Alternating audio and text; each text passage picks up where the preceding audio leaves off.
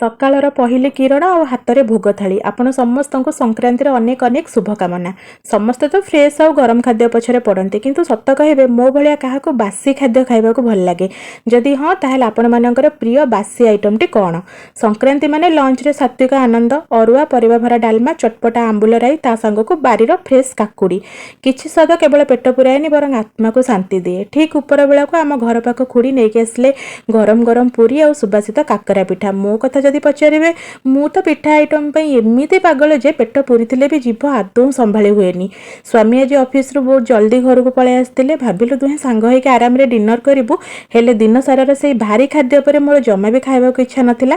ଆଗପଛ ହେଇକି ବସିଲୁ, ବାଧ୍ୟରେ ପଟେ ରୁଟି ଖାଇ ଡିନର ସାରିଲି। ତ ଏମିତି ହିଁ ଥିଲା ମୋର ସଂକ୍ରାନ୍ତି ଫୁଡ୍ ଡାଏରୀ। ପେଟ ପୁରା ଟାଇଟ୍। ଆପଣମାନଙ୍କ ଘରେ କ'ଣ ସ୍ପେଶାଲ ଡିନର ହେଇଛି ଜଲ୍ଦି ଜଲ୍ଦି କମେଣ୍ଟ ବକ୍ସରେ ଜଣାନ୍ତୁ। ଦେଖା ହେବା ଆଗାମୀ ଭିଡ଼ିଓରେ। ସେ ପର୍ଯ୍ୟନ୍ତ ରହିଲି, ଜୟ ଜଗନ୍ନାଥ।